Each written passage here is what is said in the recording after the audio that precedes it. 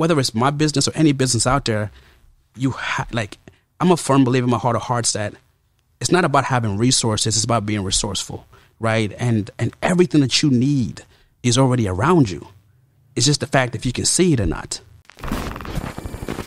My graduates from my school being Forbes, bag drop. Bag drop. A mic drop. Bag drop. Bag drop.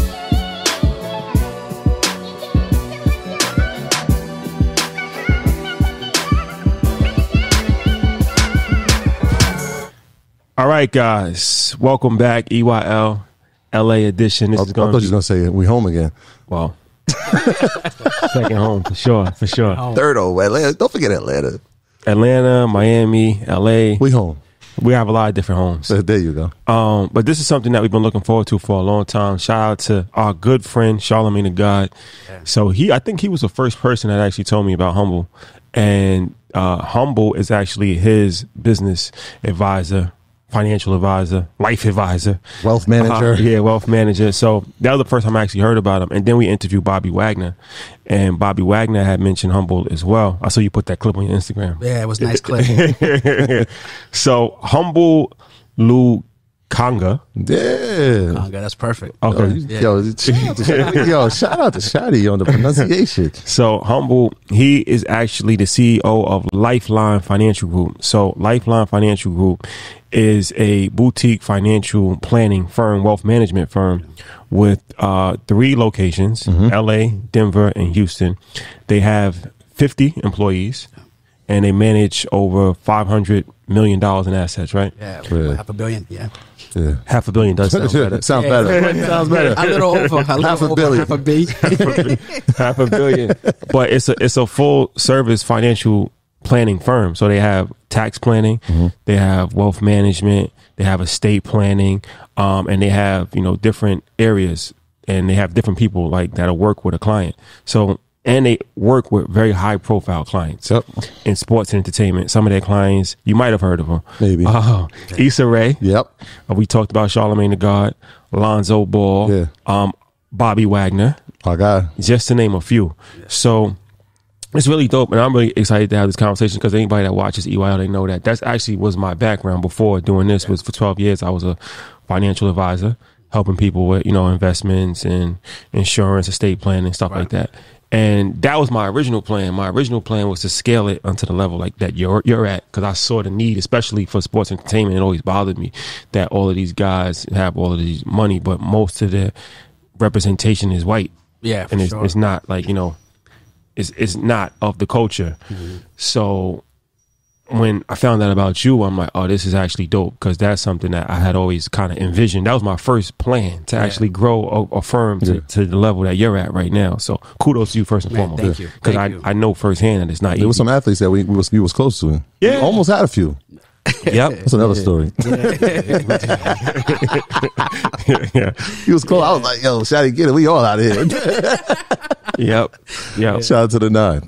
Yes, we did. Yep. So, this is going to be a very interesting conversation because, talking about how you grew your business and working with clients and actually growing out a firm. Yeah. Because, being a CEO of a firm, you actually have to manage personnel, not only clients, but you manage the personnel as well. Yeah. So putting all that, and your backstory is crazy as far as like where you come from. And incredible. Your journey is like a movie. So first and foremost, thank you for joining us. Appreciate it. Man, I'm honored to be here, man. I got so much respect for you too. We all feel like soldiers of the same war, trying to create financial literacy for our community. And what you guys have done is unbelievable. And the fact that you guys would even think to have me on, and I'm honored. And I'm here full of humility, man, ready to serve and share my story. But I'm honored to be here, man. You're very humble. Yeah. All pun intended. I always know like the type of person we're going to get when they start asking personal questions about us. I'm like, oh, they really rock with us. Troy, you miss teaching? Like, oh, he really knows I was a teacher. Are you still doing that financially? Like, that's dope, man. So I appreciate you for being here. It's going to be a classic. Yeah, we know that in advance. For sure. No pressure. For sure. So let's get into this. All right. So, like I said, your journey is very interesting, right? So Can you tell a little bit about your journey as far as coming from Uganda, coming to the States, and how did you get introduced to the world of financial planning? Yeah, no, that's a really great question. And, you know, it's like you wake up and you see what life has become, you know, but the journey, I think, is like what life is about, you know. So mine started in Uganda, East Africa. I come from a small little village called Masaka. Well, actually, the village is called Masamvu, but the district is called Masaka. Mm-hmm. So very, very, very humble beginnings. I grew up like in this mud hut, like a little mud house, like no electricity, no indoor plumbing, walking every single day to fetch water. You know, at the time, you know, 3 out of 4 kids are dying before the age of 5 because famine and malaria and polio is killing everybody. 3 out of 4 kids? Yeah, so 75% of kids, you know. You know, in my own family, you know what I mean? I lost both of my sisters, you know, to those living conditions. You know, I come from a nightmare that I wouldn't wish on my worst enemy if I had one, you know, per se. But so I'm born and raised in Uganda. Now, you got to imagine, my father and my mother, you know, they grew up. So the whole country has been ruled by dictators to this day. I think the most famous one people know of is Idi Amin. Idi Amin, yep. But it's been dictator after dictator, you know, Idi Amin to Mboti to Museveni. I mean, we've never had a peaceful transfer of power. So, and by the way, my story, I don't want the audience to feel like, oh, poor humble. I'm the voice of my people. So my story is the same story for anybody that grew up in Uganda at this time. You know, I'm just really lucky to have made it out, to be able to tell it, and to be able to be like a testimonial or a poster of the Ugandan spirit and who we are as people. But so my parents, they grew up in those regimes, right? Idi Amin and Mboti, and at the time, you know, my father had 10 siblings, right? 9 are deceased. My mother, going through the same situation. Everybody's going through this. I mean, to this day, 50% of the entire population in Uganda is under the age of 15. That's 15. 15. That's how many orphans they are, right? Yeah. So we lost a lot, and my father, man, he would fight to get us a political asylum, right? Because you got to imagine, man, he had lost 9 of his siblings, and then now he's losing children, my sisters. You know, so me and my brother are still alive, and he just, you know, him and my mother just fighting to get us out of Uganda. And through the grace of God, man, when I'm like 11 years old, I get a political asylum. And a political asylum allows you to escape the bondage that you're in and go to a place where it's safe, right? So we came to Denver, Colorado, and you can imagine, man, I'm from Uganda, man. I'm from Masaka. Like, I literally grew up 23 degrees under the equator. Yeah. And then boom, you know what I mean? I'm 11 and I'm in snow for the first time. I had never seen snow, let alone white people, right? So, everything is a complete culture shock. But I feel I'm so grateful that it happened for me. And I remember, man, getting those those shoes and walking on that plane and knowing that on one hand my life is going to be spared, but on the other hand, knowing I'm leaving everything I've ever known behind. You know, so I landed in Denver, and so when you get here, man, it's a crazy cultural shock, right? And you trying to, you know, I'm from Uganda, East Africa. So it's a complete culture shock. I mean, so, you know, I'm supposed to be probably like in 5th grade, but I got to start in kindergarten to learn what a noun is, what a verb is, you know what I mean? Yeah. How to speak the language. They put you in kindergarten? Well, I mean, I'm with the 6th graders. So they had this program called English as a Second Language. ESL. Yeah, so I'm just in there with this, you know what I mean? I'm just in here, like, I'm just sitting there. I can't even fit the chairs, but I was really lucky though, because I didn't know, but at the time I had a brain that could comprehend really fast, you know what I mean? So by the time I'm in 8th grade, I really caught up to my peers, right? And in certain ways, I was starting to really excel, like in math and science, right? And but you know, when my mother got here, my father got here. You know, my mother cleaned people's homes. That's how she put food on the table. She was a housekeeper, and then my father cleaned restaurants at night. You know, he was a janitor. So we trying to, you know, life is starting to kind of come together. You know, as I'm heading into my freshman year of high school, and then my mother has a stroke. And the stroke was so severe, it left her paralyzed from the neck down. Wow. You know what I mean? So, and my mother was a matriarch of the family, right? The spirit of our family, and they gave her like 6 months to live.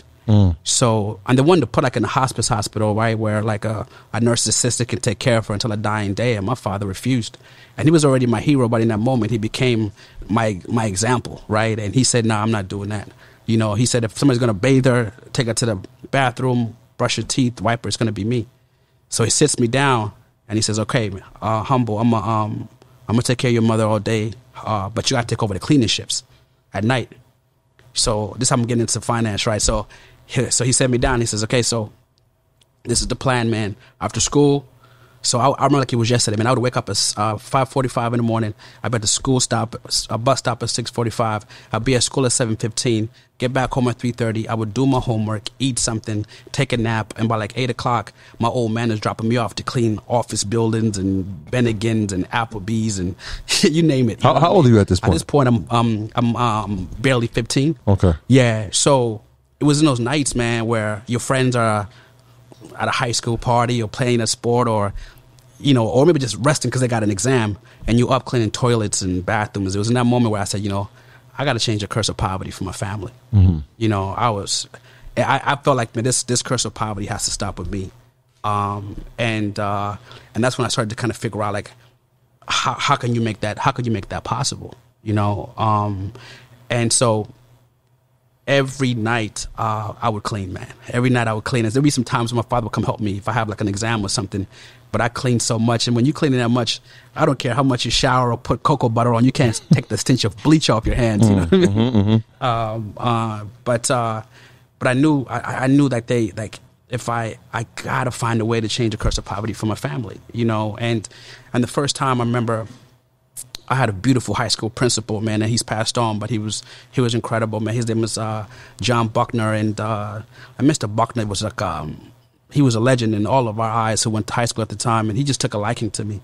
And I used to spend a lot of time in his office. I was like the kid who was in the principal's office, was never in trouble. Yeah. He knew my story, and one day I asked him, I said, Mr. Buckner, man, how do I change the curse of poverty for my family?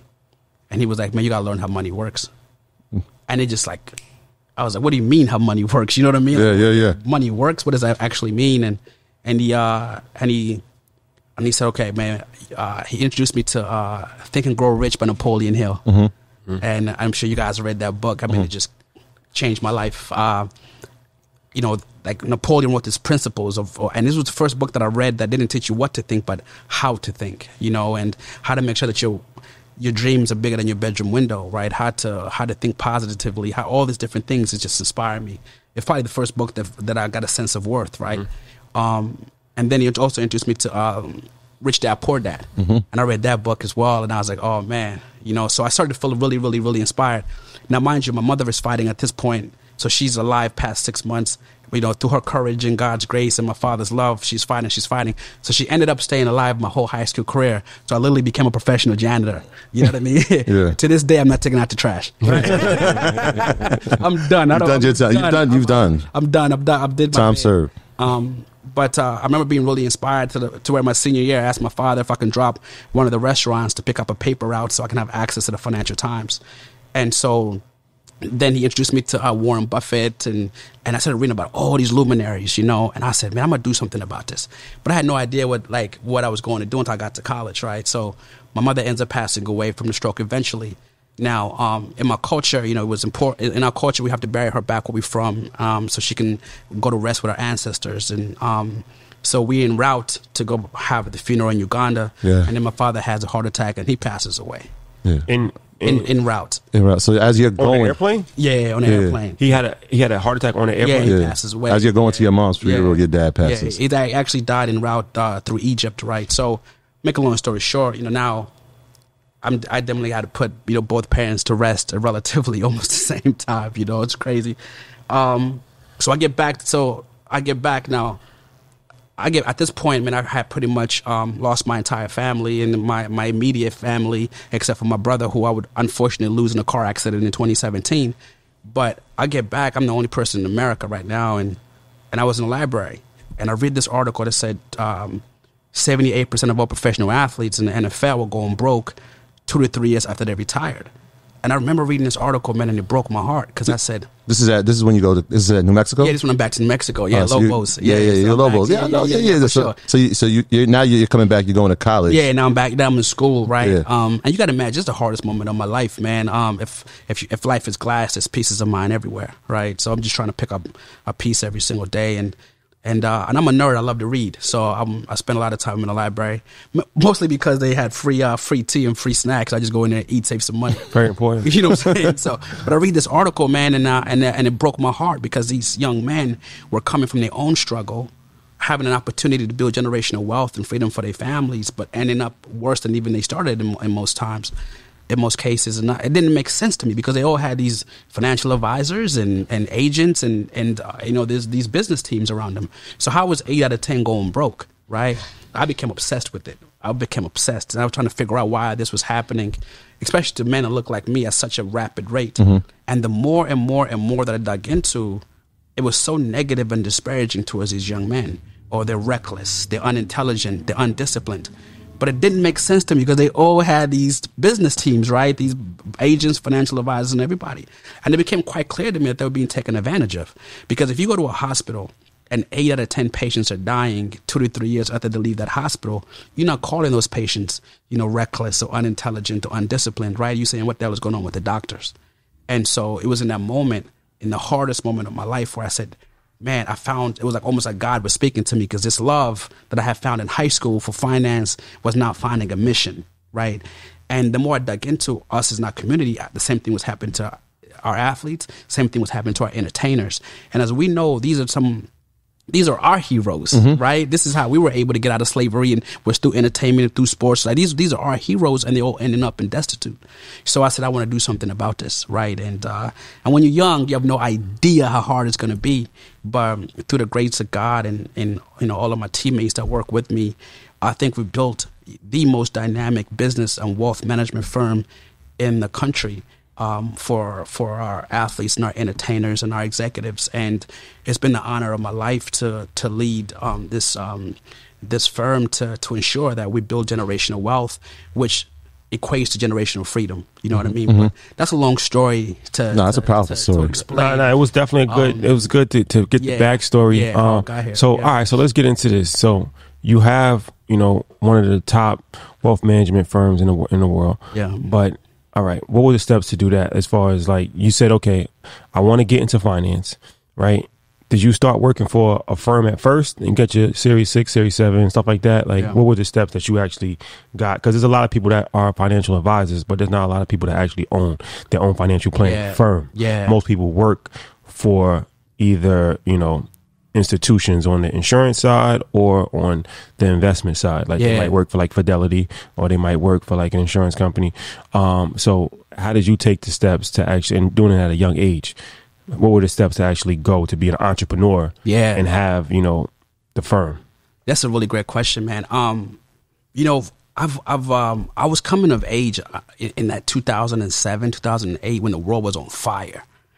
The markets had crashed. It was in the greatest, That's when you came into business? Yeah, 2008, 2009. That's when I came into business. Yeah, it was crazy, right? And like, you seeing companies around 100 plus years, Bear Stearns, Lehman Brothers, like either they're here on Friday and they're going on Monday. Over the weekends, like trillions of dollars was going. Yep. September, I remember. I mean, it was you guys was in New York, especially. Imagine the world was on fire, right? It was burning, and I remember coming of age, and I'm thinking, man, how is this possible? I'm doing my research, and I realized right away that, and I just want to be respectful, but I realized right away that I don't want to go work at these wirehouses, because if this can happen, if they can make up these products, right, that are illegal and you know what I mean, and boost these bonds and all these different things that led to the crash of the market, I don't want to be a part of that, right? Mm-hmm. So, and on my mission, I said, I have to build the firm myself. Like, and you know what I mean? Like, I have to do it my way. And I know it's going to be the harder way to do it.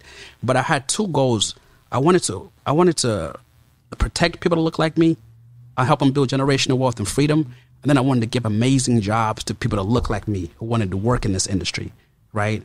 And the way to have that type of way to serve that mission, I knew I had to take the route that was less traveled and become and start the business myself. Now, whether it's my business or any business out there, I'm a firm believer in my heart of hearts that it's not about having resources, it's about being resourceful, right? And everything that you need is already around you. It's just the fact if you can see it or not, if that makes sense, mm-hmm. right? So when I was starting out, I said, okay, I started researching, people who look like me who was doing this. But at the same time, like I was looking around the University of New Mexico, and I was seeing, I was really big on the campus, and I was seeing like athletes that had a chance to go to the pros that I was really good friends with. So I told them about my dream. I said, hey, this is what I wanted to do, right? This was guys like Glover Quinn, right? Who guys like J.R. Giddens. So these were my peers. You see what I'm saying? Cali, right? J.R. Giddens? Yeah, from Oklahoma City, the Red Dirt, where he went to play the Kansas. Yeah, he did. He went to Kansas. Yep. Yeah, so these are men that are my peers, and we all here together. And I said, hey, this is what I want to do, and I want to protect you guys. I want to do this, and they gave me a chance. You know what I mean? And you got to imagine. And that's why, like, I come here with, I wake up with an attitude of gratitude, because as hard as we all work and as determined and as purposefully driven as we all are, man, you need Lady Luck to show up, right? You need somebody to believe in you. Even at the university that I was at, I don't know if you guys remember the legendary running back Arian Foster, right? Yeah. Yeah, he was played for Houston. Houston, yes. Yep. He was at Tennessee at the time in 2007, 2008, but his mother worked at UNM at the University of New Mexico, right? So I was able, when everything fell apart for him and he went undrafted and all that stuff, I was able to meet him at the lowest point of his life and guide his career. Wow! So there was these people around me that believed in my soul and my spirit, that gave me a chance. You know, when I'm 20 years old, right, to build from there, and then, like I said earlier, you know, friends started to bring friends. Yes. And that's how it kind of. Fire. So Arian, I mean, he's the biggest client that you had to start at the time. At the time, at the time. Well, he was the smallest client I had at the time, because he was undrafted. He had $3,200 to his name. We had nothing to manage. Right. So, yeah. So what do you explain to him? What are you telling him? This is what I'm offering, because this isn't like agent story. This is like, I'm about to be a financial wealth planner. Like, so what's the conversation that you're having? Obviously, the connection with his mom. Did you have to like explain it to her first and then get in contact with him, and now it's like, all right, now we got this meeting. Yeah. What do you explain to him? Yeah, great question. So you trying to get everybody on board to give this kid a chance, right? So I'm meeting with everybody. But I always knew in my heart of hearts, man, since I was like 6-7 years old, like life has always made sense to me, that like, you can get all that you want out of life if you can help other people get all that they want out of life. It's that simple. So if I'm sitting here with Arian, he has a daughter on the way. He just went undrafted. His dream that he's been chasing since he was 5 years old is gone, right? And now at that moment, everybody's gone, right? Mm-hmm. And so I felt like God had put me in his life at that particular moment for the war that we're about to go on, right? And so at that point, nobody was around, but he saw like my conviction in just trying to help him get all that he wanted to make sure he can provide for his daughter, mm-hmm. right? And so, though he only had $3,200, you know, I tell people all the time that, because a lot of people feel like, well, when I get rich, when I get wealthy, and I have something to manage, that's when I get a financial plan. I said, not having a plan is a plan. It's just a really bad one, right? So even for him, you only got $3,200. So you gotta look at this like, you gotta look at this like everything, right? I think one of my greatest gifts in life is like I've never lacked foresight. Like I can see somebody and know what they're going to be before the world can see it. And meeting him, I knew he was going to do what he was going to do, because he had a focus and a work ethic that was not going to be denied, right? But I just had to clear the way so he can just focus on what he had to focus on. And I'm proud, man, because we took that to, we went from $3,200 to 60 million, right? So It was a hell of a run. So when you was just starting out and you was actually managing the clients, what were you doing? You were doing investment advising, or you were doing insurance? You was doing estate? Like what were you actually doing yourself? Yeah, when I first started, you got to wear all the hats. You know what I mean? So all the bookkeeping, all the accounting, all the insurance planning, estate planning. Everything that you do as a financial planner, but then also stuff that's not even in your job description, right? Booking flights, concierge, just like whatever they needed, you had to serve them.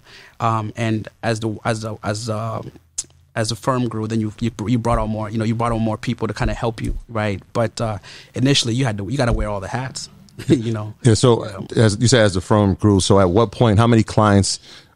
Was it like a specific number? Like I got 5 clients, we got to hire somebody else. How did you scale it to add people to work with you to help out with these roles? It's a gut feel.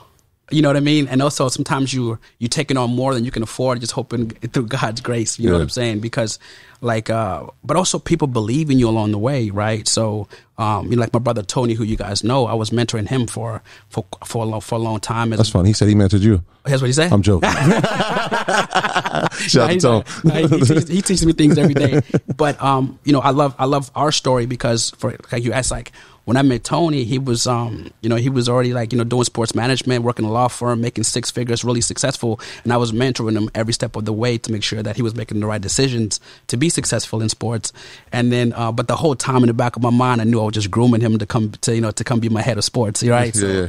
So when I was finally ready to make him a job offer, I said, hey, listen, I want you to come in. I want you to come join Lifeline, but I'm not paying you that 6 figures. You know what I'm saying? I'm gonna pay you $3,000 a month, $10.99, by the way. So don't talk about benefits. Nah, we ain't got that. Oh, and by the way, that nice condo that you have, you gotta when the lease is over, you gotta move in, with your parents. You know what I mean? But if you give me like 3 years, I think we can do something really special, right? And he went home. I remember I had to drive to his dad's house, and these are African father, his African father, and tell his dad why I'm taking his son away from this successful path to move back home. But he believed in me, right? And he joined the firm, and I paid him what I could. And many people did that. Like I had people that I really respected that left like their CPA jobs, left their financial plan, whatever they were, to come take half money, half to kind of like take 60% pay cuts or whatever it may take to join this mission that we were on. And I think sometimes my greatest joy is knowing that we were, that we did it, you know what I mean? And all of those sacrifices wasn't for nothing. So now you have, like I said, 50 people that work. So you said, you was telling me off air. Yeah. When a client comes, they get put with a team, right? Yeah. The financial planning team. So I'm going to talk about this. Yeah. Because people can have a team, even if they're not with like a firm, they can have different people in their life. So what is the team that a client gets when they come to your firm? Yeah, it was very important for me to build it was very important for me to have people around the family that are experts and superstars at what they do. Because as you know, like we all have strengths as financial professionals, right? So what would you say your strength was or is? My strength is like from an investment perspective. Investing? That's really my strength. Okay. But then also like I have the power to influence behavior. Like that's what separates me from any other advisor in the world is like I can influence behavior. So I can help a client, like I can get the best out of each client. Like I'll get them to a point where they'll give me the very best of them, right? And then when I can influence that behavior, then we have a real chance at the investments and the strategies. Yeah, right? Change the mindset. Yeah, exactly. Because I always say first you form habits and habits form you. And finance is behavioral, right? It's not, you can give people the tools, but if spiritually, mentally, like if they're not at a certain point, the medicine's not going to work, right? So I think my greatest strength is I can influence behavior, and I learned early that people don't care how much you know until they know how much you care, right? And so if we spend enough time, and you really go, okay, man, Humble really has my best interest at heart, I can influence behavior, which leads us to our goals, right? So, but I like to build a team where you have a CFP, a certified financial planner, and this person is really, really skilled in all the tenets of finance, right? And they can be the quarterback to oversee the whole empire. Then I have a CPA too for a particular family. This CPA is really trained in tax planning, auditing, and accounting. So we want to know where every single penny is going and why, right? Mm-hmm. And be that way the CFP has the best numbers to plan for. Then you're also going to have a lawyer, and this lawyer plays like a general counsel for the family, and and interacts with other lawyers you may have on your team, whatever the case may be. But having somebody who's always thinking legally about every decision that you're making, because preventative law is better than post law, right? And then you have a chartered financial analyst, a CFA, and this person's brilliant at portfolio construction. You know what I mean? And that's what their passion is. And so when I'm doing a podcast with you gentlemen, I have a team that's actually watching the markets, right, to make sure that the plans are going great. And then you also have your manager, right, your day-to-day person who is just there when life happens. You know what I'm saying? Mm-hmm. So they're always on the ground with you to make sure that to make sure that the client can focus on the vital few while we take care of like the trivial many, if that makes sense. So the CFA, their job, like you said, is actually putting together like a portfolio. Yeah, just being really brilliant at constructing it. Yeah, and the whole team works together, right? The whole team works together because the CPA is giving the CFP the best numbers, right? So we know exactly what's going on. The CFP is putting together the CFP is looking at the whole wealth holistically, right? Insurance, estate planning, the financial plan holistically. But then you have somebody who's surgical, and all they care about is making sure that whatever the goals for that plan is, our investment and our asset allocation is responding to that plan. So you have people in each lane where that's what they've mastered, and then together there's no holes on the team. You know what I mean? So another part of the team are lawyers, correct? Yeah. So like, what type of law are you assigning to each one of these circles? What type of practice? Is it general practice? Practice law? law? You kind of want to have a lawyer who's very dangerous, as like a general counsel for the family. And then when specific things come up, maybe litigation, stuff like that, then they can run point, find the right legal team and run point and all that. But at least you have a lawyer next to you who just keep the legal bills down, but also the things that we can tackle, right? And then the things that we have to outsource legally, we can outsource legally. But it's very, very important for me to have lawyers in house that are dealing with the client day to day. So you have like the general, it's like a doctor. You have the general practitioner, and then if they need somebody that's like in the entertainment space specifically, then that lawyer can recommend another lawyer that deals specifically for that lane, and we can all collaborate. Or trust. Exactly. I'm big on collaborations. I'm big entertainment on law, all that. Yeah. You know what I'm saying? So it's like, so like a lot of our lawyers they have great backgrounds in structuring private equity deals and structuring endorsement deals that have to do with equity, financial. But hey, if you need a litigator, you know what I mean? That's not what we'll find the right person. We'll collaborate. But you always have somebody with you that's running point on those discussions and protecting the family. So I try to put together like a real business team around these families, and then collaborate with other great minds to get the job done. So you build this circle around the family, but you said one of the biggest threats to wealth is generosity. And making sure that there's boundaries set for the outside people. Yeah. So how does that work, right? Because you make money and you accumulate. You've come from low income, right? And you've now made money.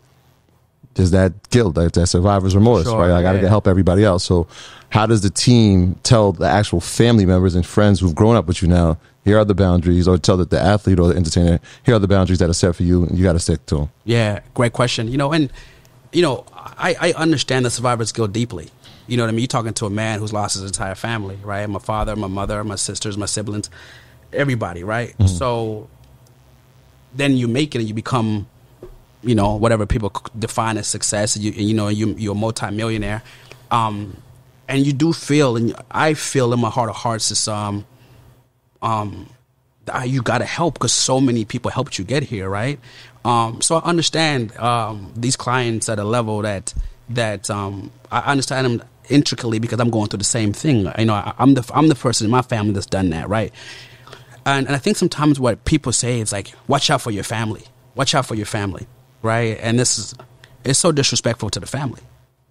It's very disrespectful to the family, right? Because you got actual people in your life, man, that sacrifice for you to get there. You know what I'm saying? And I hate when these rookies go to like NFL symposiums or NBA symposiums, and they tell them, well, watch out for your mom. Watch out for your uncles. Watch out. These people actually paid for your little league. So these people, we come from a community, man, that's helped us get where we're supposed to go. So for me, the key is to sit down with the family, and I call it like family governance, right? Sit down with the family and like put together a strategy for the people. It's like you can't take everybody with you, but who are the vital people, and then how we put together a plan for all of them. Right. And then they're gonna have to be patient. What you can do year 1 is gonna be drastically different than what you can do year 10. Right. But you need to think about them too. And as you get old and as you become more and more seasoned, you're helping them, but you're also putting them in position where they can fly on their own. You know what I'm saying? And so for me, I'm big on bringing the family with you and the people that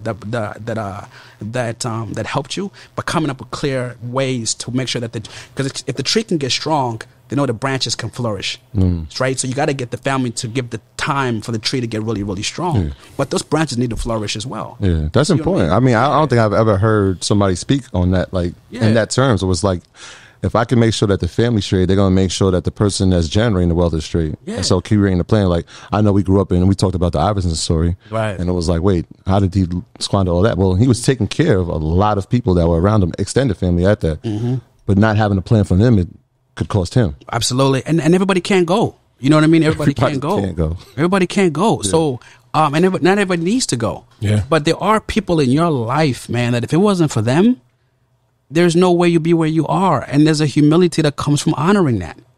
You know what I'm saying? Before I ever bought a home, before I ever bought a car, before I ever spent any of the money I ever made, I retired my aunt, you know, who was the last surviving sibling on my dad's side. Because when my parents got sick and I lost everything, man, this woman prayed for me every single day. I mean, she would send me $5 when I didn't have $30 in my account. You know what I'm saying? Like she would go clean homes and then take me to TJ Maxx to get a shirt so I don't have to wear the same things to school. I remember all of that, right? So you really can't be blessed and not be a blessing. But how you do it, you know what I mean, is what separates those that are able to build wealth and those who squander it. Is how you do it, right? And so I tell all my, and I hate to use the word clients, but I tell all these families I'm lucky to represent, you know, just call me. Let me put together the plan. Let me be the bad guy. Let me do everything. But the people that are vital, they got to come with you, because success isn't about being on a hill by yourself anyway. So there's a way you can get everybody up there with you, but it takes time, and everybody has to buy into the plan.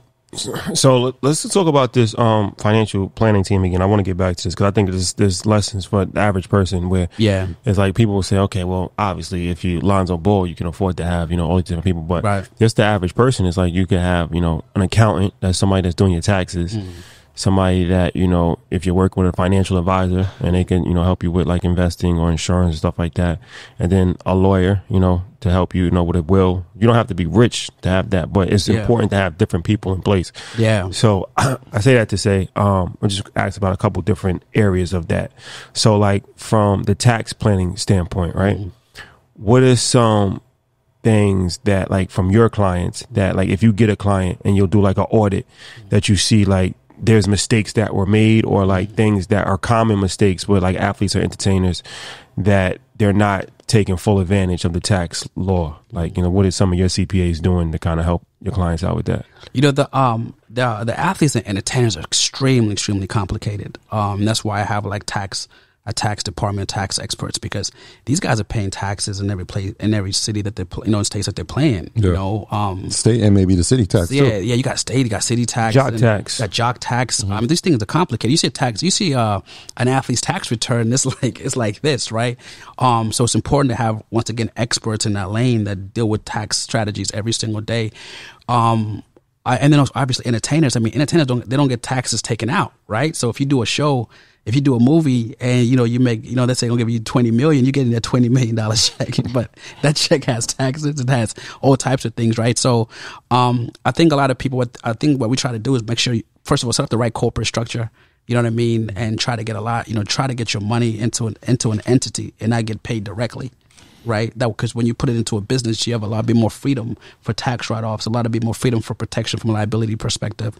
Also, man, track every single penny and do tax planning throughout the year. Right, don't wait until the end of the year to say, oh, here are all my receipts. No, have an accountant that's actually tracking every single penny, every single month, every single week. That way, we are planning. You know, we are maximizing every tax deductions as we go forward. I mean, the IRS is going to be your number one enemy. You know what I mean? I mean, they're coming for it. They're coming for 50% of your income the second you earn it. So you got to be very, very detailed in your bookkeeping, your corporate structures. You know, and there's so many things that you can use as a business expense if you're able to have an entity set up, right? That you can't really do if you just a W-2 or just an individual. But you got to make sure that your accounting and your tax team, is up on those things, especially when you start to go into foreign entities as well. So now you're making money in Peru, you're making money in Canada, you're making money outside of the United States. I mean, the tax structure gets very, very, very, very complex. Yeah, especially for artists, because correct me if I'm wrong, I know for athletes it might be a little harder because it's like you're getting paid W-2. Yeah. So you're an employee. So it's kind of hard for to get paid other than that because you're an employee. But for artists or people in the entertainment space, like if you're doing a show, the money doesn't necessarily have to go to you directly. It can go to a C Corp, whatever you develop. Now it's like, all right, well, all these people that I have with me, now I'm actually operating as a business. Exactly. As opposed to just getting, exactly. So now you can actually take deductions and do it the right way as opposed to just getting a bunch of money in your personal name. Yeah. You know what I mean? It's more flexibility. And I think people don't fully understand that, especially like on the entertainment side. Yeah, you're absolutely right. You're able to do that. On the athlete side, you can as well, because as you mentioned, the team is just going to pay you W-2, so you don't have a lot of flexibility there. But all of your endorsements, yeah. Income, set up an entity and have all your endorsement income come into that entity, and then kind of put the same structure in place on your marketing side, right, to help you with that. So there's different things you can do. But the key though is really having a team that you can trust, that really knows what they're doing, but really has your best interest at heart. Let me ask you this, because we see, especially on the entertainment side, we see Aretha Franklin, we see Prince, we see Michael Jackson, a bunch of, we can go a long list of people that when they die, they don't have a will in place. Yeah. They don't have a trust in place. So talk about how important is it to do the estate planning and having a will, educating your clients on why a will is important, right, why a trust is important, the different types of trust, things of that nature. When I was in the insurance business, irrevocable life insurance trust, you could put the life insurance inside of a trust. Talk about that a little bit if you can. It's everybody knows how important it is to have a will. And I don't think they do though. No. Here's what happens though, because everything is generational trauma and behavioral. Right. It's just hard for our community to think about death. You know what I'm saying? Yeah. It's the fight of my life to get clients to sit down and talk about death. But it comes from a place of so much pain for generations. You see what I mean? Yeah. And so, and I can honestly say, when you, in our community, let's take the athletes, the entertainers, or the rich people out of it. I think the every day-to-day person needs to have at least a revocable trust and a will, period. You know what I mean? The same way you have car insurance, the same way you have, you got to have these things. But I'll probably say 70%. I mean, if you think about your friends, people that you love, or family members, how many of them really have a revocable trust or a will? I'll probably say 80% of them don't, right? Probably more than that. Probably more than that. 100%. 95%. Yeah. And these are vital things, because, anybody thinks about death, but let's forget death, right? Let's just say you got in a car accident and you are alive, but incapacitated to where you can't make certain decisions. Mm-hmm. Who's going to help you, with your life while you're still living, but you can't do it? Say you get a coma, you're in a coma for 3 months. Power of attorney. You know what I'm saying? How you got to have these power of attorneys in place. You got to have your medical power of attorneys in place. And you got to have these conversations with your family members, right? So who's in position to help you when these things happen. What's that conversation like? Because you said the average age of your clients is 20, in the 20s? Yeah. They're in their 20s, right? So you're dealing with people who've dealt with emotional trauma, but also financial trauma. Yeah. So what's that like, explaining this to them at such a young age? Let's take example, Anthony Edwards, who's the number one pick, right? You're telling the 19-year-old kid at this point of his life, you should be thinking about these. You become not only a wealth manager, but you're the teacher now. Yeah, for sure. What's that? Yeah. What are these conversations like when you have them at such a young age with your clients? Yeah, your family. I don't even want to call them clients anymore. Yeah, your families. Yeah, my family. Great question. It's like you say, it's a lot of teaching, and understanding why. You know what I mean? Why it's important. Why it's important. But there's certain things where they're just non-negotiables with me, right? Because as a Black financial and wealth manager, I can't, that room for error, I don't have room for error like the other counterparts, right? So you got to get these things in line, and we have to get them done, not only because it protects you, but if you don't have it and something happens to you, they're going to bury humble Lukanga. You see what I mean?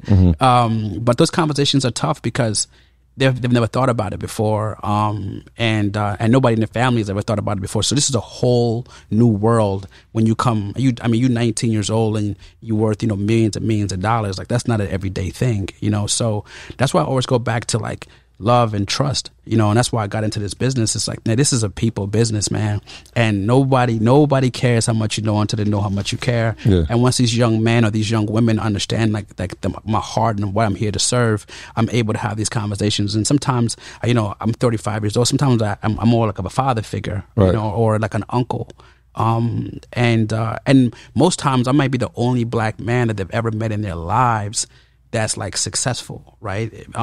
Or like that, or that they can kind of listen to, right? So you got to play a bunch of different roles, man. Yeah. Wealth manager, father, uncle, disciplinarian, but most important is teaching, So let me ask you this: as far as like a broad range philosophical question in regards to investing, because I know it's one of your strong points. How important is it to diversify? Because I know a lot of people, or maybe not, but a lot of people, I don't know if your clients specifically, they might just want to put all their money in like just Bitcoin, or all their money in just buy a Bored Ape, like, you know what I mean? And it's like, what do you tell them, and what's your philosophy on diversification when it comes to investing? Right.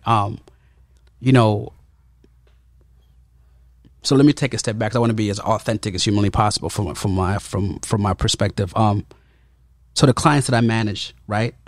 Who our goal is to build this wealth for generations to come, right? They're making their wealth in their art, movies, whatever it is, writing, directing, athletes, or maybe they sold a business. So they've accumulated wealth.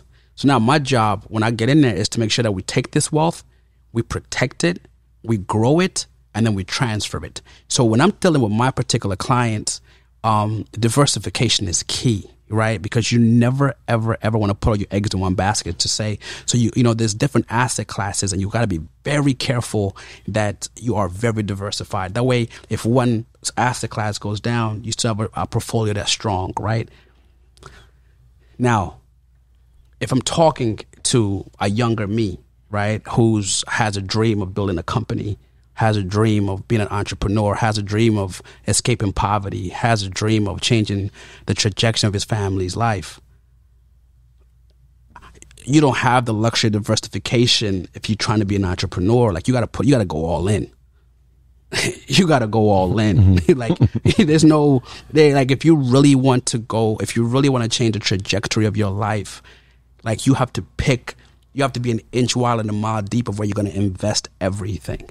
You know what I mean? And so when I was building Lifeline, 100,000% of everything that I had was in Lifeline. I was not diversified at all. This thing has to make it or I'm done. It has to work or it has to work. It has to work or it has to work. Bottom line. Right. And you got to believe, and as an entrepreneur, man, you may look at even like my the clients whose wealth that I manage that are Silicon Valley founders or they're building companies. When I look at their wealth, 90% of their wealth is in the stock of their company. You see what I'm saying? Because at the end of the day, I got control over that. Like I got control of what I can grow this company. You know what I mean? I may not have much. So it depends on what your goals are and where you are in your life. You know what I'm saying? But when you're speaking from an entrepreneur who's trying to build from 0 to 100, you have to be late. Your focus has to be singular. May have to be singular. Does that make sense? I got you. So Rashad Bilal, right? Humble Lukanga. Yeah. Your names alone separate you in the financial service industry, right? Yeah. I wanted you to talk about some of the barriers that you face and why you're so intentional on who you work with now. Right? You're choosing your clients very specifically for a reason. Yeah. Let's talk about that. Yeah, I'm sure, Rashad, you can attest to this. When I read the story, I'm like, I felt there's so many similarities, knowing his story and yours. So yeah. I remember being young, man, and I read this stat that said, you have a better chance playing in the NBA than being a black executive in finance, right? I think this, it was like 1.5 or 1.7 or something, like just like. And I was like, why do people publish these stats? Like, why do people publish it? Is it to like derail somebody's dream? Is it to show us like this impossible? Is it to show us that we're not welcome? Yo, I've been in a fight of my life in finance. The fight of my life, because I'm a CFP, certified financial planner. I built this firm with the most amazing human beings you're ever gonna meet in your life. Intelligent, like just incredible team. We work with the biggest names in the world. You know, I sit on the board of trustees at the University of Mexico as the finance chair. I've done everything you could possibly do to be a qualified candidate, right? To help manage somebody's wealth, and they still question your intelligence just because of the color of your skin. You know what I mean? Like I was having a conversation with a dear friend of mine. His Indian, and I was writing a letter of recommendation for his child to go to college. And we were just sitting back at dinner. And he says, hey, look what we've done for ourselves. Two brown immigrants who came to America. Who came to America. Look what we've done. And I said, you know what, man? I understand what you're saying, but my journey is different than yours. Like, you know what I mean? Like our journey is completely different. And he says, I said, what do you mean? I said, we both immigrants. I said, listen, I'm black in America, man. like when I go into a conference room, when I go into a meeting, when I go into anything, the first thing they do is question your intelligence. You know what I mean? They don't question your intelligence. They may make fun of your accent, but they don't question your intelligence. They expect you to be brilliant. They expect for you to be smart. Right. So when you're in finance, and like you said, I didn't start at a wirehouse, right? I didn't go to like JP Morgan or Goldman Sachs or UBS. Like I literally built this thing from the ground up independently, right? They question you every step of the way. And I used to have this joke, with Tony. It's just a metaphor. I'm not saying it's true, but it's a metaphor. I said, man, I can't sign Peyton Manning because I'm black, and I can't sign Cam Newton because I'm black, right? It's like because they marginalize you every step of the way, right? And it's and the people that you're here to serve, and I want to be respectful, but like slavery won. You know what I mean? Like you got to understand the prism with which I view the world. I'm from East Africa, Uganda, right? But I'm in America, so I live two lives, right? I live as a Ugandan in my heart, that is coming from Uganda, born and raised, and then as a Black American in America, and when you come to this country, right, it's a shock because even back home when we have like poverty, we have all these different things, but we have each other. And so we have our language, we have our song, we have our tradition, we have our heritage. So you never think about the color of your skin. Like it just never crossed my mind, right? And then you come to America and it quickly reminds you, you know what I mean? And it does not matter what you accomplish. Like they just marginalize you every step of the way. So it's to this day, I tell you a story that just happened literally this past week. I have a client, this guy, a great client coming out of a particular university in this upcoming 2022 draft that has a chance to be a top 10 pick. Special young man. So, a black young man. His family, highly educated, right? Lawyers, engineers, like they did a thorough interview process for agencies and financial advisors, and they chose me, right? On his team is another kid who's extremely talented, white kid, who's also going to be a top 10 pick, so as the young man is leaving college, he goes and sits down with this particular coach, white coach, and for his exit meeting. So the coach asks him, who you signing with as far as your agent or financial advisor? He says humble Lukanga. So then the coach tells him, humble Lukanga, doesn't Google me, doesn't do his research, doesn't even just says, okay, Lukanga, where's that from? He's East African, black. He goes, can you have him send over his engagement letters and his social security number so we can do a background check on him?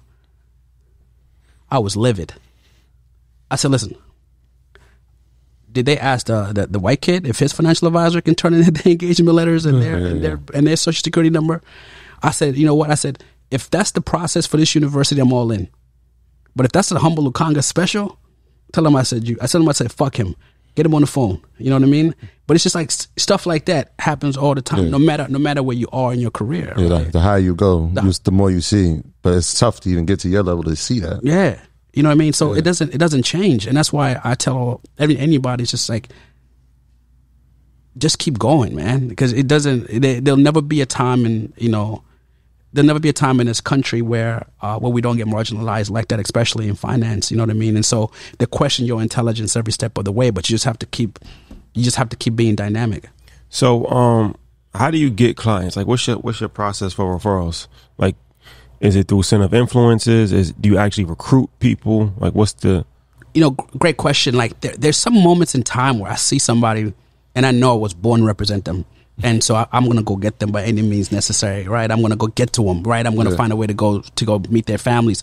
But 99% of the time, it's all friends and referrals. We have like a 6-month waiting list, so I take my time. Like I told you, I have this vision for Lifeline. That's a 100-year vision that allows me the luxury not to rush. So I'm like building this company, like I'm winning this race at a turtle's pace. You know what I mean? And so, great clients bring great clients. As you know, great people hang around great people. So great, and I can spend 5 minutes with somebody and know, okay, that's a Lifeline guy, or that's a Lifeline gal. Like we're going to be good, and then they'll bring friends. But it's all referrals, and that's how I like it, because I don't have to do the shiving and dancing, if that makes sense. No shucking and jiving and high-fiving. Yeah, I'm not doing none of that. You know what I mean? So if somebody that you love and trust tells you about me, then and then somebody I love and trust, it's like it's an easier conversation, because they already know how the kitchen. They've already been in the system. So that's how I like it. I like referrals. Let me ask you this: for just general anybody, what's the most important part of a financial plan? You're a financial planner. Yeah. What's the building blocks to wealth? Like, what's the most important thing that you have to do? Yo, that's such a great question, man. The most important thing that you have to do is believe that you deserve it. Like, people, there's an optimism you have to plan for tomorrow. You know what I mean? Like, you innately believe that, okay, if I do this and I save and I put away retirement, there's a optimism in your heart that believe that your tomorrows can be better than your todays. They can be better and your todays can be better than your yesterdays, right? And so we have to get to the core of somebody's soul to help them understand that they're worthy of a financial plan and they're worthy of a better tomorrow, right? Like they're so. I mean, if you go to you guys' platform, I mean, you guys have done an amazing job. Just all the tools, all of the wisdom, all of the lesson plans for anybody to transform from where they are to where they need to be. The information that you guys have put together is unbelievable. It's impeccable, right? So it's like, but how do you get somebody to feel like they're worthy of that journey? Yeah. And that's what people don't understand in finance, man. Like, it's not about stocks, bonds, investments, taxes. It's not about that. It's all behavioral. It's all psychology. It's all like, if you grew up in an environment where nobody's ever believed in you, right? You've been put down.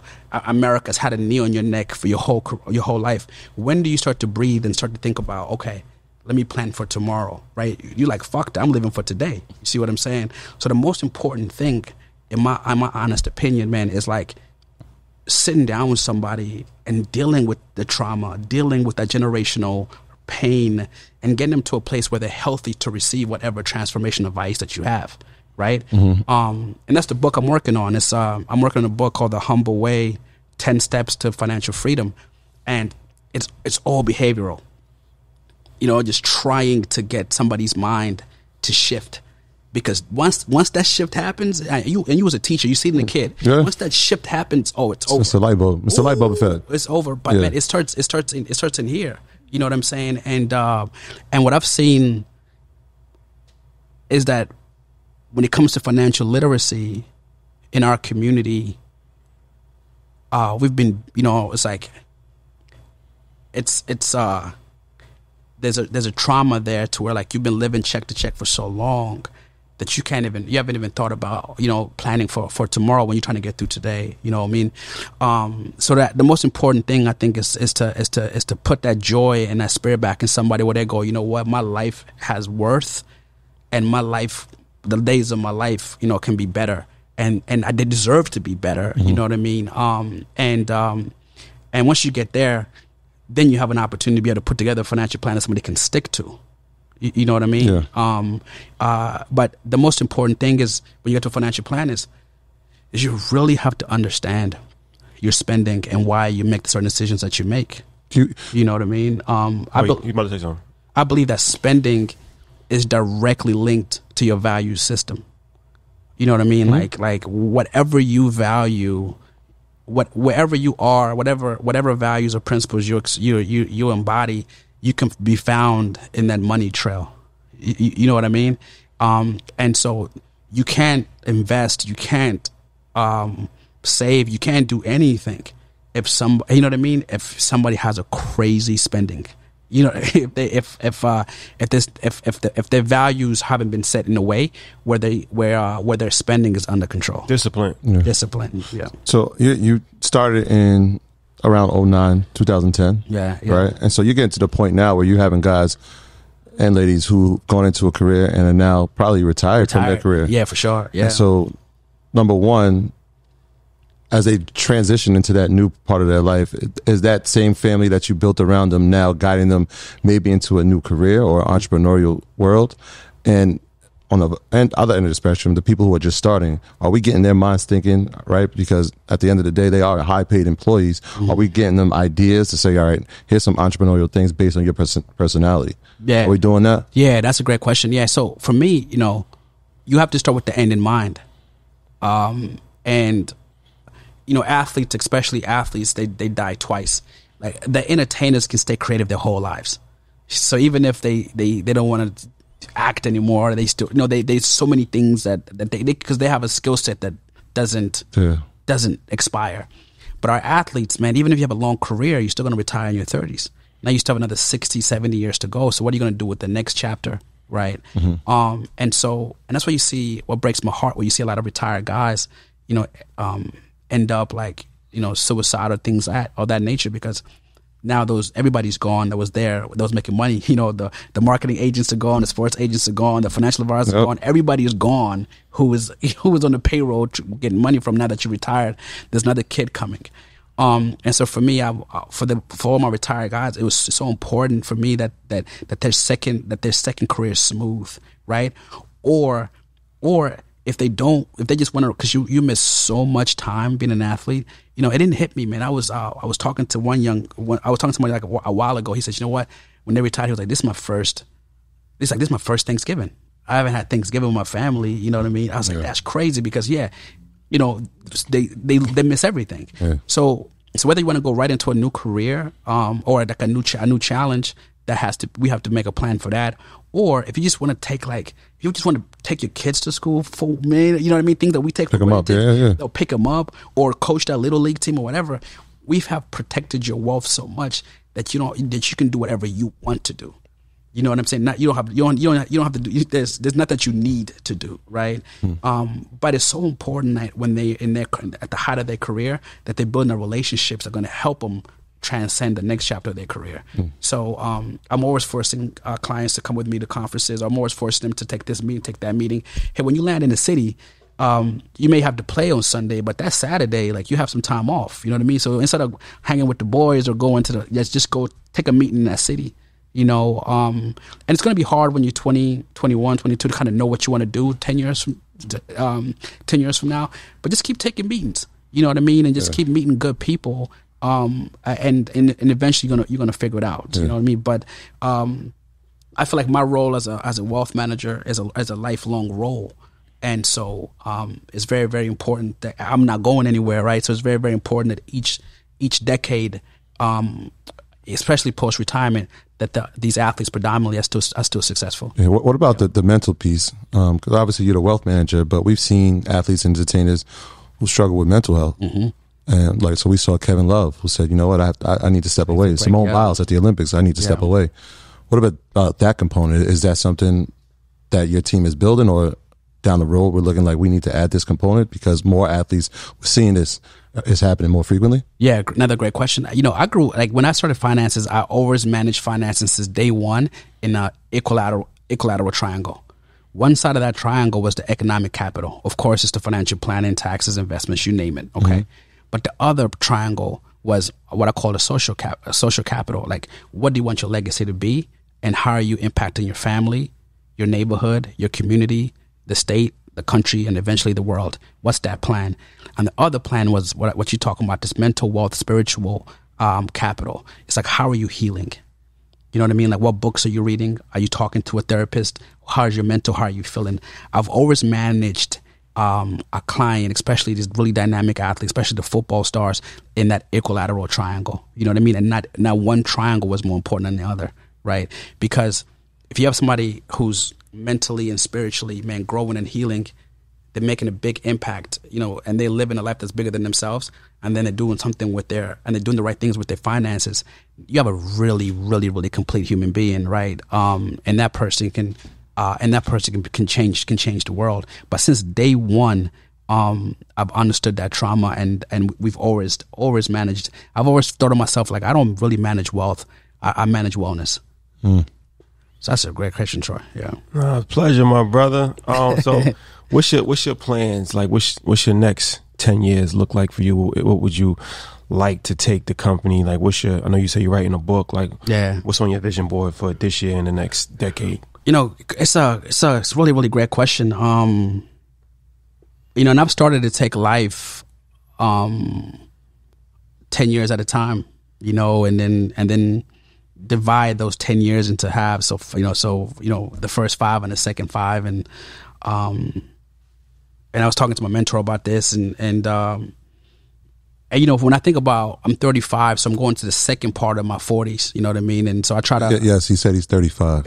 Yeah, he's only 35. I was joking with Troy, you got to count those like Ugandan years. You know, those are dog years, man. I'm the 75. But for me, I think the next goal that we after is on the finance side is we want to build, you know, this black owned RIA that's managing over $1 billion. So that's the goal financially. Can you imagine how powerful that is, to have the biggest names in the world who have the biggest influence, and their money has been protected, grown, and transferred, and you have a collective family, a Lifeline that has $1 billion in assets. I mean, that's going to be incredible. You know, so that's kind of like what we eyeing on. But I was telling you guys earlier, my goal is, I look at, you know, if you look at like the Goldman Sachs or Merrill Lynch, I mean, those are human beings, right? There was a guy named Merrill and there's a guy named Lynch. There was a guy named Goldman and a guy named Sachs. Like, you know what I mean? Like, when you look at Morgan Stanley or JP Morgan, those are people, right? And obviously they did what they did to get there. We're going to do ours differently. But I want to build my goal. My 100-year plan is to build a black dynasty like that, right? And be able to protect and grow and transfer black wealth globally.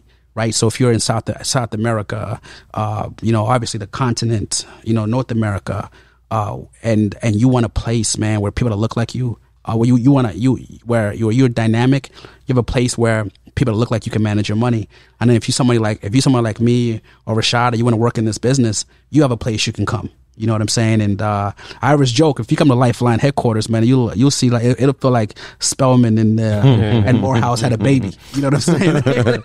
It's beautiful in there. So man, I want to build something that's going to last the test of time. And that's why, like, I don't sell my company no matter how many like offers I get from these wirehouses. I want to see something that can stand the test of time. Powerful. Yeah. How often do you go back to Uganda? Because I was reading, right? Yeah. You have a son. Yeah, I got 2 boys now. 2 boys, yeah. And so, like, they've never, this is interesting, when we talk about generational wealth and generational freedom, they've never seen your father's hard work and mom's hard work. Yeah. They see you work, and it's like, okay, daddy has a cool job. But how do we get to the point where we instill those values and those morals inside of them so they can continue the legacy? Yeah, great question. And, you know, and you got kids too, right? I got 2, yeah. You have any? Yeah, I got son. Yeah, so, you know, like, all of us, you know, being successful is like you want to do enough for your children that they get a fair shot at this thing, and they, you know what I mean, and that they have everything they need to be successful. But you don't want to do too much to whether you rob them of their own story.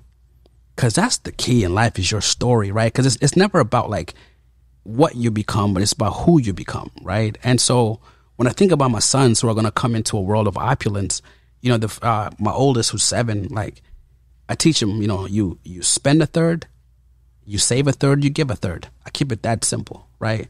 And when he's old enough, I do want to take him back home.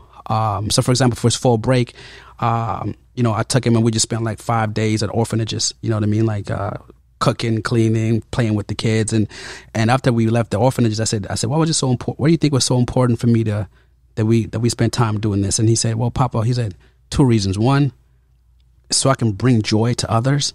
And then 2, so I can be more grateful for the life that I do have, you know? So it's important that you don't shelter them, and like you put them, that they can just kind of see and be more grateful for the life that they do have. So, you know, I used to go back to Uganda, man, every 2 years, but right now there's like a lot of political conflict. My brother Bobby Wine, who's the people's elected president, you know, we still suffering from a dictator, Yoweri Museveni, who's killing everybody and literally using the country as his piggy bank and putting his army everywhere. And we still going through the same genocide today that we were going through back in the 70s and 80s.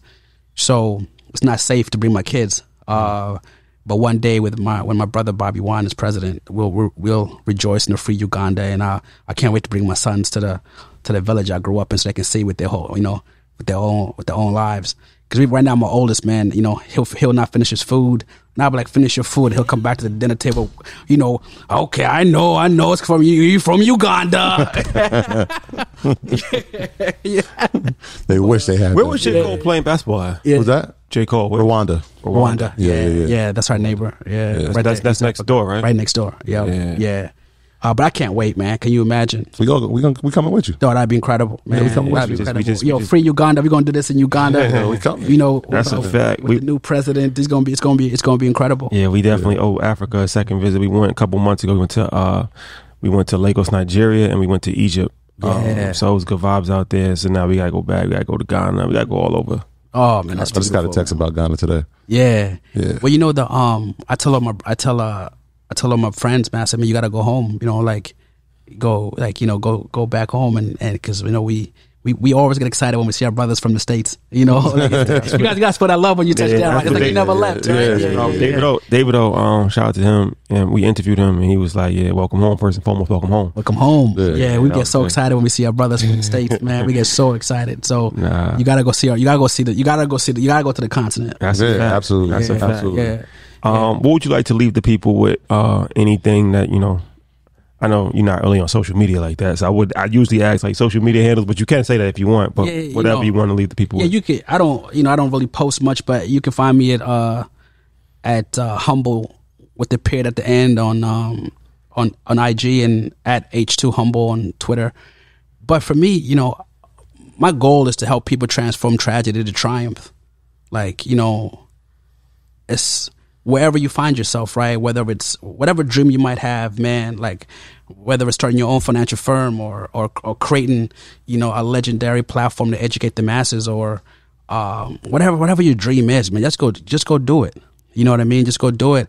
And what I find in life is like people, the reason why people don't achieve their goals is they don't have an accurate gauge. They overestimate their skill set and they overestimate their work ethic. So if you're out there, man, it's like having an accurate gauge on your skill set, because then it allows you to like keep working and getting better, and have an accurate gauge on your work ethic. Because man, you can do anything that you want to do, and America, man, you know, has its America obviously has its pain and it has so much that it has to grow from, but I don't know anywhere else, man, where a kid can come from a mud hut in Uganda and build what I've built. You know what I mean? In one generation. You know what I mean? So I remember coming to this country, man, and I couldn't believe that if you went to a particular spot in your neighborhood, this yellow bus would pick you up in the morning. And then this bus would drive you to this school. You don't have to pay to go to the school. You know what I mean? You would get out of this school, and then you would have all these teachers who are all really, really knowledgeable in different subjects, and they'll teach you math and science and English and social studies, you name it. If you didn't have lunch, you can get free lunch. And then you got to take the books home. And then if you, at the end of the school, if you went to the same place that bus dropped you off at in the morning, they'll take you and pick you up in the morning. You know what I mean? I'm from Mud Hut in Uganda. I couldn't believe this shit. I was like, where am I? Where am I? You know what I'm saying? And when you come to this, you know, and there's an appreciation that I want people to have when you grow up in this country. And I'm not saying, man, I'm not saying any place is perfect, but there is an opportunity here where you can be whatever, you can literally change the trajectory of your family's life.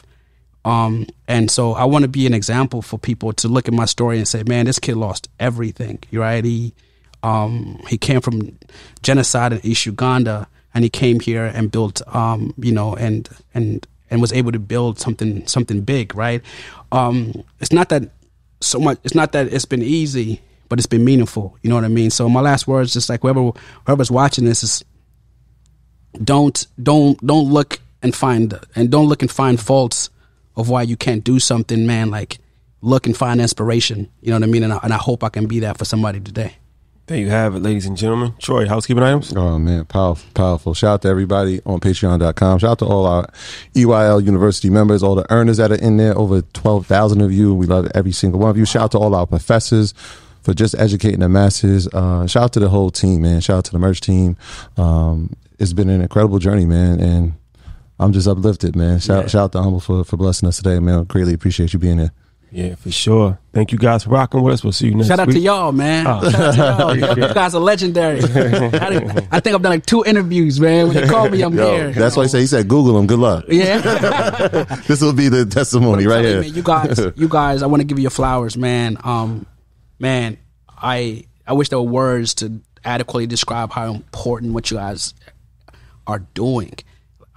You are leveling the playing field and giving everybody access to information to transform their lives. May you guys continue to be blessed. May you continue to be successful. And may the good Lord bless the hands of your work. You know. All God's people said amen. Amen. Amen. All right, guys. Thank you for rocking with us. I'll see you next week. Peace. My graduates from my school being Forbes, bag drop. Bag drop. A mic drop. Bag drop. Bag drop.